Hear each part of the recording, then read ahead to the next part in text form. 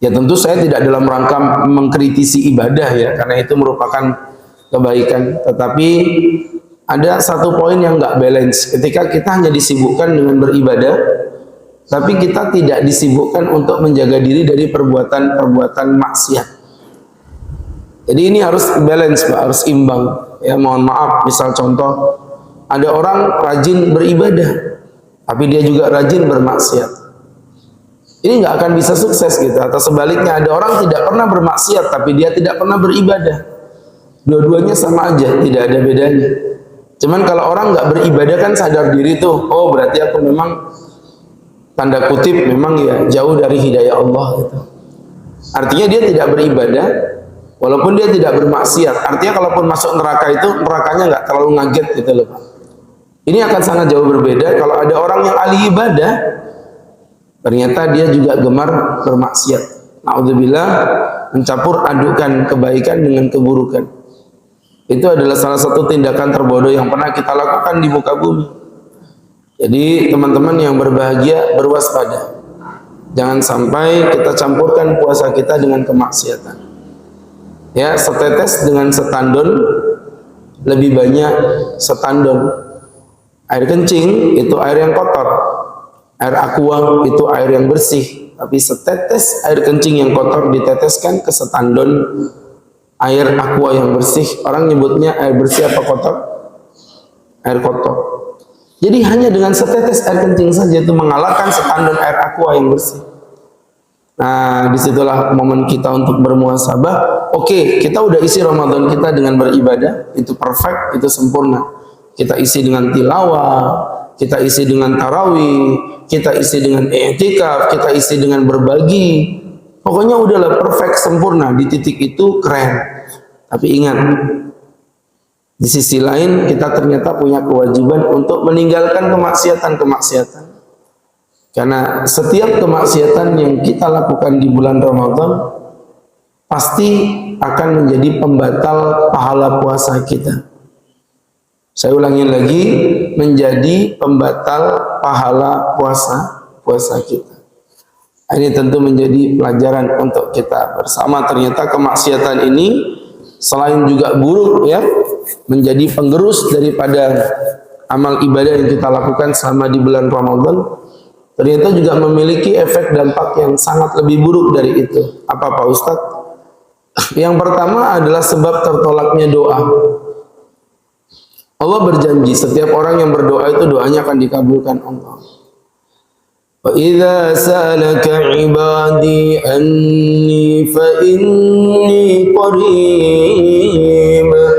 Jika hambaku bertanya di mana aku berada, katakan aku dekat dengan mereka Muhammad. Ujibu da'watad da'i idza da'an. Aku akan mengabulkan apapun yang mereka minta, asalkan mereka meminta kepadaku. Perhatikan. Falyastajibuni, maka kamu minta sama aku. Minta sama aku. Lanjut ayatnya. Wal yu'minu bi, kamu beriman kepadaku. Wal yu'minu bi, beriman itu maksudnya apa? Bitarkil ma'asi, dengan meninggalkan kemaksiatan, ma'afi'li ta'ah, dengan mengerjakan kebaikan, kata para ulama. Wal yu'minu bi, dan beriman kepadaku. Nah, ini poin ini yang kadang-kadang kita lupakan, Pak. Ya, sehingga teman-teman yang berbahagia, betapa buruknya kita meminta kepada Allah sesuatu tapi di sisi lain kita bermaksiat kepadanya. Makanya dalam sebuah hadis yang sahih, Nabi menyebutkan Nabi menyebutkan seorang laki-laki yutil safar, memperpanjang safar, gemar kemana-mana dia. Wah, dalam rangka beribadah, dalam rangka berdakwah, dia mutar-mutar kemana-mana. Asal akbar, sampai rambutnya memutih, kata Nabi. Rambutnya memutih itu maksudnya terkena debu, saking dia mutar beribadah, bertahannus, berkhulwat kepada Allah. Kata Nabi Muhammad, yaqulu ya Rabb, ya Rabb, yamuddu yadayhi ila sama. Dia mengangkat tangannya ke atas langit sambil berkata, Tuhan, Tuhan, Tuhan. Fa anna yustajabu lidzalik, bagaimana mungkin doanya dikabulkan Allah? Wa ma'kaluhu haram, makanannya haram, wa mashrabuhu haram, minumannya haram, wa ghadiyum bil haram, sangumu haram. Bagaimana mungkin dikabulkan oleh Allah? Ya, jadi teman-teman yang berbahagia yang dimuliakan Allah, ini jadi renungan, maka setiap doa yang kita lantunkan akan menjadi sia-sia. Maka setiap doa yang kita minta akan ditolak bukan karena Allah menolak, tapi karena syarat administrasinya Bapak langgar. Jadi mohon maaf, misal contoh memakan makanan haram, yang ngunyah makanan pakai mulut. Yang minta sama Allah pakai mulut yang sama, mulut yang bermaksiat kepada Allah, meminta kepada Allah itu sama kayak tangan Bapak nampar pipi orang dengan tangan yang sama Bapak minta bantuan sama dia. Artinya kita nggak punya harga diri di hadapan Allah. Kita minta sama Allah pakai mulut yang mengunyah makanan yang diharamkan oleh Allah Subhanahu wa ta'ala. Ini jamaah yang berbahagia, maka kalau kita berdoa, kok doa kita ini nggak dikabulin sama Allah, ya jangan lantas udzon kepada Allah, Allah nggak ngabulkan doaku. Belum tentu, bisa jadi Allah udah mengabulkan, tapi Bapak melanggar administrasinya. Yang pertama bisa jadi fikih doanya yang salah, ya fikih doanya yang salah. Berdoa dengan tidak menghadap kiblat, atau berdoa dengan tidak khusyuk, atau berdoa tetapi dalam doanya mengandung keburukan dan lain sebagainya. Jadi artinya fikihnya dulu dipelajari, fikih doa. Nah, tentu ada bab yang berbeda ya. Saya tidak membahas itu, tapi yang jelas ada ilmunya. Nah, fikih doanya udah dikerjain ini, kalau masih belum diterima, berarti ada mengkonsumsi makanan-makanan yang haram. Mengkonsumsi makanan haram juga enggak, berarti ada kemaksiatan yang kau kontinukan. Gitu loh Pak. Hanya kemarin ada seorang perempuan datang ke rumah, seorang pengusaha muda. Ustadz, saya punya usaha properti di Surabaya. Tapi usaha saya belakangan ini makin error, pendapatan makin anjlok. Mohon nasihatnya. Ya saya tanya, kamu berbuat syirik, main dukun? Tidak Pak Ustadz. Kamu makan riba? Tidak Pak Ustadz. Atau mungkin kamu melakukan perzinahan? Tidak Pak Ustadz. Yang terakhir mungkin kamu punya durhaka sama ibumu. Dia bilang, memang saya durhaka sama ibu saya, tapi saya berhak untuk durhaka dengan ibu saya ini. Saya bilang, kenapa? Apa alasan yang membuat kamu merasa berhak durhaka dengan ibumu? Jadi ceritanya di saat saya masih umur sekitar sekian bulan, ibu saya itu ketemu dengan mantannya, bucin. Oh bucin, budak cinta. Akhirnya dia pun jatuh cinta kepada mantannya yang dulu pernah menjadi kekasihnya. Nah, karena dia udah bucin, udah cinta, maka suaminya yang sah dan anaknya, yang anaknya itu notabene-nya yang perempuan di depan saya ini ditinggalkan. Masya Allah. Jadi saya ini belum genap umur berapa bulan gitu, sudah ditinggalkan. Saya nggak disusuin. Pak Ustadz, ya kalau Ustadz hormat dengan ibu Ustadz, wajib di tubuh Ustadz ada air susunya. Sedangkan saya ini bahkan belum pernah ngerasain air susu ibu saya sendiri. Apa yang membuat saya harus hormat dengan ibu saya? Saya bilang, Mbak, setidaknya kamu pernah tinggal di rahim ibumu selama 9 bulan 10 hari. Itu sudah cukup jadi kebaikan. Ya. Enggak berangkat dari situ engkau tetap tidak diperbolehkan untuk jahat dengan ibumu. Ya begitulah Pak Ustadz, saya ditinggalin. Akhirnya bapak itu yang hebat tidak menikah dengan siapapun. Beliau juga tidak menitipkan saya dengan pembantu. Saya dibawa ke kantor sampai saya tumbuh dewasa. Singkat kata singkat cerita, saya jadi orang usaha dan alhamdulillah usaha saya berkembang sampai saat ini. Saya punya perusahaan sendiri dan di tengah kebahagiaan ini bapak saya balas. Saya belikan rumah mewah. Saya kasih uang 15 juta per bulan. Saya jagain pembantu 2 orang karena beliau nggak mau ikut saya ke Surabaya. Nah, di tengah kebahagiaan ini ada seorang wanita tua renta datang ke rumah memeluk saya. Saya tanya, ibu siapa? saya ini adalah ibu kandung Muna. Nah itu saya betul-betul shock. Tahu shock ya? Huruf hijaiyah itu shock, dot, ta, da, ain, ghain, ya. Saya betul-betul shock begitu. Ya, saya dorong dia, saya bilang saya nggak punya ibu seumur hidup saya nggak punya ibu. Nah, semenjak itu memang betul yang Ustadz sampaikan. Ekonomi saya terasa makin anjlok. Ya, saya bilang minta maaf sama ibumu, terima dia. Mungkin tidak mungkin bisa serumah lagi dengan ayahmu karena udah bercerai, tapi setidaknya bisa kau sewakan dia rumah, kau beri dia hidup yang layak. Akhirnya beberapa bulan kemudian dia datang lagi ke rumah membawa ibunya.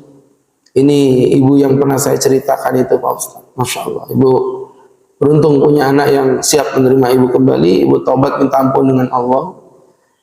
Saya terima kasih Ustaz sudah menasihati anak saya. Saya bilang enggak apa-apa, bismillah, hidup dari awal, lupakan masa lalu. Insya Allah mudah-mudahan rezekimu kembali lapang. Alhamdulillah Pak Ustaz, saya dapat proyek dari salah satu instansi pemerintah untuk membangun bangunan yang cukup besar, dan itu juga menjadi bekal saya untuk kembali bangkit, dan saya terima kasih dengan Ustadz. Masya Allah. Ya, jadi artinya teman-teman yang berbahagia ini jadi pembelajaran Pak. Kalau kedurhakaan seorang anak kepada ibu yang memang tanda kutip, mohon maaf ya, saya boleh bilang ini ibu yang kurang ajar begitu, meninggalkan anaknya di saat dia masih kecil. Kalau ibu yang kurang ajar itu saja, itu nggak boleh didurhakain, apalagi dengan orang yang ibunya baik-baik aja, ya, ibunya baik-baik aja, kemudian sama dia didurhakain sedemikian rupa, wal iyadu billah, itu akan menjadi penghalang daripada terkabulnya sebuah doa di mata Allah. Itu yang pertama, Pak. Ya. Kemudian berikutnya yang kedua adalah susahnya mendapatkan ilmu. Jadi kemaksiatan itu bisa menjadi penghalang datangnya ilmu. Ini hati-hati Pak. Al-Imam Syafi'i sebagai orang yang sangat cerdas. Bagaimana tidak cerdas, beliau umur 7 tahun sudah hafal Quran. Umur 7 tahun hafal Quran, 10 tahun hafal Muwatta Imam Malik, 15 tahun sudah menjadi mufti. Saya pernah sampaikan ceramah ini di salah satu masjid tahun 2005. Sepulang saya dari Yaman, saya masih ingat sekali ada jemaah protes, Pak Ustadz, kalau antum mencintai Imam Syafi'i jangan berlebihan. Sangat mustahil secara akal, bagaimana mungkin anak umur 7 tahun udah hafal Quran 30 juz. Saya dibegituin Pak. Tapi subhanallah ya, hebatnya Allah menjawab, teman-teman yang berbahagia, nggak usah Imam Syafi'i kejauhan. Imam Syafi'i itu orang Arab, ternyata anak Balikpapan. Anak Balikpapan asli pakai shot kalau nggak percaya, asli. Kelas 2 SD, hari ini di tahun 2023 ini menghafal Quran 30 juz. Ya, ketepatan ibunya murid saya. Jadi subhanallah, ini anaknya ini namanya Rais, Masya Allah sudah menghafal Quran sebanyak 30 juz di luar kepala. Sama kayak bapak-bapak di BDS 2 ini hafalannya di luar kepala. Di luar. Tidak ada yang masuk Pak, di luar semuanya.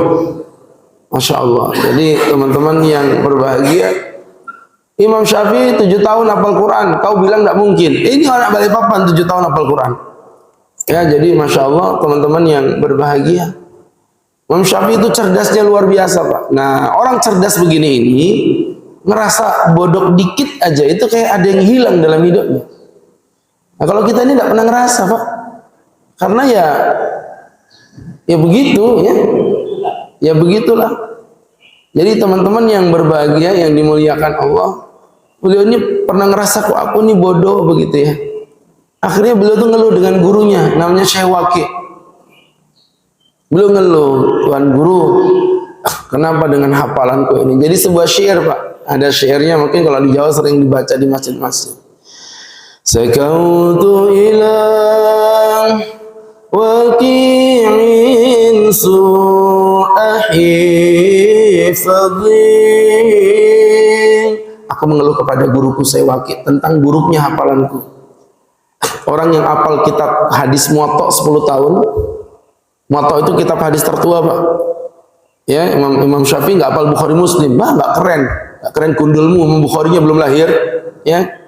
Jadi teman-teman, Imam Syafi'i itu hafal Muwatta Imam Malik umur 10 tahun. Ngeluh bodoh dengan gurunya. Masya Allah. Makanya kita ini yang hafal hadis An-Nadhafatu Minal Iman terus ini, di mana posisi kita berada? Jadi beliau ngeluh. Bagaimana, kenapa aku ini bodoh wahai Tuhan guruku Sewaki? Apa kata Sewaki? Fa arsyadani ila tarkil ma'asi. Maka beliau pun berwasiat kepadaku untuk meninggalkan kemaksiatan. Jadi maksiat itu membuat orang jadi bodoh. Ya Pak, membuat orang jadi bodoh. Wa akhbarani bi annal ilma nurun, dan beliau mengajarkan kepada aku bahwa ilmu Allah itu cahaya. Wa nurullahi la yudalil asi, dan cahaya Allah tidak diberikan kepada orang yang bermaksiat kepadanya. Makanya mohon maaf, kita nggak usah bandingin orang bodoh kayak saya, bapak, ibu, kita ini semua orang bodoh. Sama-sama ulama aja. Ulama zaman dulu dengan ulama zaman sekarang beda. Orang sekarang ini mohon maaf Pak ya, ngapalin 1-2 biji hadis aja udah disebut ustadz. Zaman dulu itu masya Allah, kayak bapak ngelihat Imam Bukhari itu menghafalkan ratusan ribu hadis plus sanatnya, sanat ya, mohon maaf. Kalau ngapalin hadis aja saya masih bisa menalar lah. Sanat itu gimana? Bapak tahu sanat? Anak kecil itu yang apa dipotong kemaluannya itu apa? Oh sunat itu beda. Ini sanat Pak. Jadi satu hadis itu diriwayatkan dari fulan, dari fulan, dari fulan, dari fulan, dari Rasulullah. Minimal itu ada 5 sanat per hadisnya. Jadi itu ngapalin nama sebegitu banyaknya. Berarti kalau misalnya ngapal 100 ribu hadis aja dan satu hadis ada 5 sanat, berarti kan ada 500 nama orang, 500 ribu nama orang yang wajib kita hafal. Dan mereka mengetahui per satu orang itu sejarahnya bagaimana. Makanya ada istilah ini hadis sahih, ini hadis dhaif. Itu hadis sahih, hadis dhaif itu karena perawinya diketahui sejarahnya. Oh, di perawinya orangnya begini-begini, orangnya begitu-begitu dan lain sebagainya. Masya Allah. Nah ini yang kayak begitu itu gimana? Ya kan, ya sama-sama satu zaman lah. Saya sendiri ketika berada di Yaman itu ngapalin apa aja jujur Pak lebih mudah. Makanya kemarin itu saya bongkar-bongkar buku di gudang, saya nemu buku yang tebalnya segini, saya tuh senyum-senyum sendiri. Kata istri, kenapa Mi? Kenapa Bi ketawa-ketawa? Enggak apa-apa, Bi cuman bayangin dulu kitab setebal ini dulu Abi apal ini. Sekarang ini ngapalin 1 lembar aja susahnya luar biasa. Ya, beda karena di Yaman tuh enggak pernah melihat namanya aurat wanita. Mukanya aja nggak pernah lihat saya. Ya, sekarang di Balikpapan, di Madinatul Iman, ku bela, ku bangun, ku jaga beruang madu Persiba. Ini godaan makin tinggi. Ya, mohon maaf teman-teman yang dirahmati Allah. Yang dipikir jadi ustadz tuh nggak ada godaannya. Ada perempuan tanya, Pak Ustadz apa? Saya ini punya suami ada 3. Bisa Bu? Iya Pak Ustadz. Jadi saya tuh nikah dengan laki-laki, kemudian laki-laki itu meninggal serangan jantung. Kemudian saya menikah lagi dengan laki-laki lain, terus dia kecelakaan. Dan yang ketiga ini meninggal gara-gara COVID. Jadi saya janda dari 3 orang suami. Pertanyaan saya, Tat, kalau kami berempat masuk surga, saya ini milih sama-sama yang mana nanti hidup di surganya? Saya bilang, kau nanti memilih orang yang paling kau cintai. Walakum fihi ma tastahun.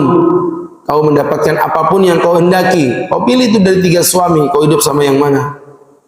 Saya lebih cinta sama yang nomor 2 Pak Ustadz. Ya udah, kau hidup sama yang nomor 2. Kenapa kau cinta sama yang nomor 2? Mukanya mirip kayak Pak Ustadz. Umai, tuh kan?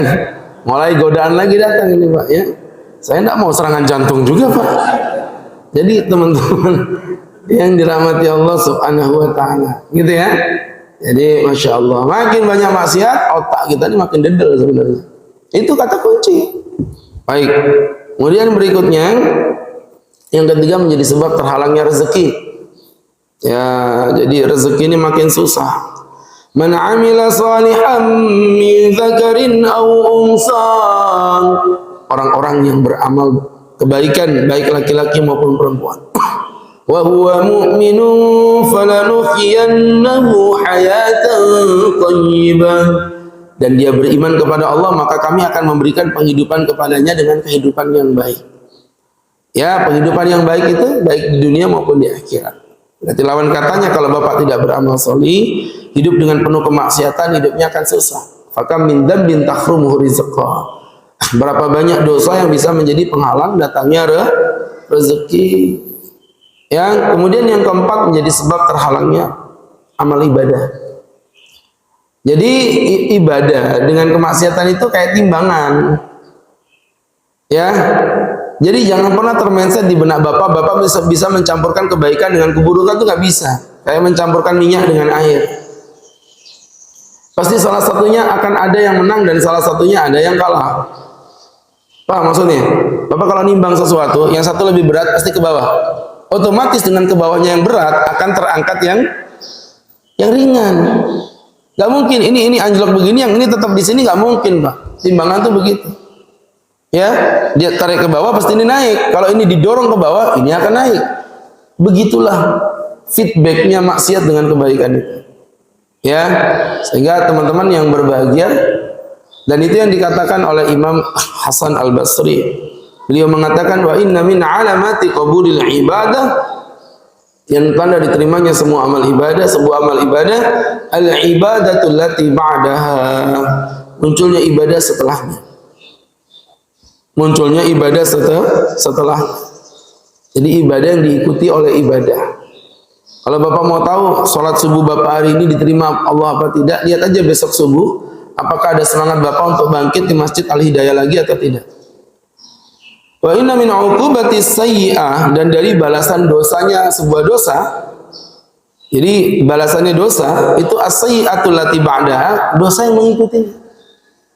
Dosa yang mengikutinya.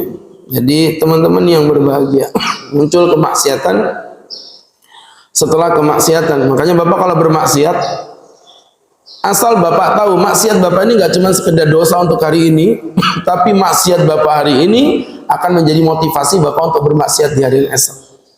Dan itu sistemnya step by step, setan begitu mainannya. Sedikit demi sedikit, sedikit demi sedikit. Kenapa ada orang berani mencuri uang yang besar? Karena dia pernah merasakan nikmatnya mencuri uang yang kecil. Itu jelas, Pak. Kenapa ada orang berani tidur di pengajian? Karena dia pernah merasakan nikmatnya ngantuk di pengajian. Itu semua begitu efeknya. Kenapa dia berani ngantuk? Karena dia merasakan nikmatnya nyender di tembok sambil di depan kipas, sedangkan ustadznya berteriak begitu semangat. Jadi teman-teman, ini ceritanya. Ini saya aja nggak mau nyender nih. Kalau udah nyender udah kayak Raja Fir'aun saya di sini, Pak. Jadi teman-teman yang dimuliakan Allah Subhanahu wa Ta'ala, semua itu begitu, dari kecil menjadi besar. Jadi semua itu maksiat itu begitu. Ada orang selingkuh itu pasti awalnya dia merasakan nikmatnya berbincang-bincang dengan wanita yang bukan mahram. Itu semua diawali dari yang kecil. Nggak ada maksiat itu ujung-ujung besar, itu nggak ada. Ya, ada orang yang pakai apa itu mabuk-mabukan pakai bir oplosan. Bir oplosan itu kan sadis, Pak. Spiritus dicampur apalah, campur ini itu.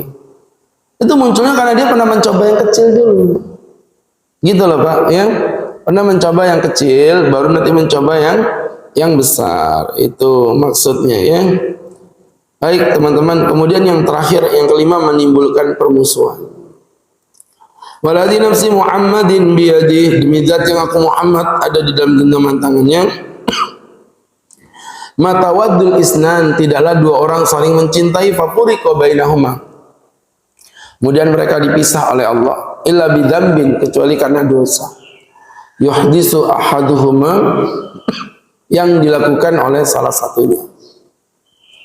Jadi artinya teman-teman, maksudnya gini loh, setiap Bapak melakukan sebuah kemaksiatan itu akan menimbulkan efek kebencian. Makanya Bapak melihat wajah para ulama, ya, ulama yang betul-betul ulama. Kalau saya kan bukan ulama, saya ubaru. Karena ada ulama itu yang lama, kalau saya ini ubaru yang masih baru, beda. Jadi ulama yang betul-betul ulama, wajah mereka tuh dipandang aja menimbulkan ketenangan di hati kita. Kita melihat wajah-wajah para ulama-ulama kita yang berdakwah, Masya Allah, kiai-kiai di pesantren itu, Bapak lihatin aja wajahnya, itu adem hati kita. Kenapa Pak Ustadz? Ya kan tadi itu, minimnya bermaksiat membuat orang jadi jatuh cinta sama dia. Ya, ada kewibawaan. Ya Pak, mohon maaf teman-teman yang berbahagia tuh preman-preman depan kiai nunduk-nunduk itu. Padahal kalau kiai itu sama preman tuh ditantang kelahi, kalah juga dia. Si kiainya itu kalah. Tapi kenapa preman itu nunduk-nunduk? Ada kewibawaan yang dimunculkan. Kenapa wibawa itu muncul? Karena dia jarang bermaksiat. Makin sering Bapak bermaksiat, makin hilang wibawa Bapak di mata manusia. Ya, seperti itu. Sehingga teman-teman yang dimuliakan Allah, ini jadi pembelajaran untuk kita bersama. Ya, mudah-mudahan bisa menjadi satu hikmah yang memotivasi kita untuk lebih meninggalkan kemaksiatan. Begitu. Tafadhal sebelum kami tutup, jika ada pertanyaan sebelum nasi kuning nanti disiapkan di pojok kanannya. Silakan.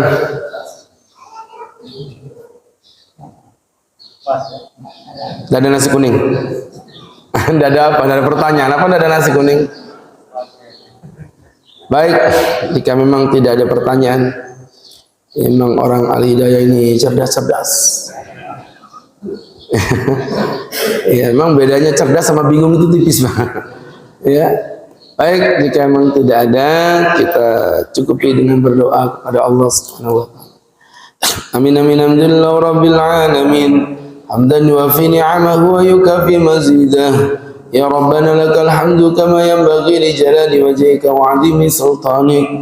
Allahumma salli wa sallim wa barik ala rasulika sayyidina Muhammadin fil awwalin wal akhirin wa fi kulli waqtin wa hina fil mala'il a'la ila yaumiddin. Inna nas'aluka salamatan fid din wa afiyatan fil jasad, ziyadatan fil ilmi wa barakatan fil rizqi wa taubatan qabla al-maut wa rahatan indal maut, maghfiratan ba'da al-maut wa min alina fi sakaratil maut wal afa indal hisab. An-najata minan nar. Rabbana atina fid dunya hasanah wa fil akhirati hasanatan wa qina adzaban nar. Rabbana wa sallallahu ala sayyidina Muhammadin nabiyil ummi wa ala alihi wa sahbihi wa sallam. Warzuqna lahu mutaba'atin wa zahiran wa batinan ya arhamar rahimin.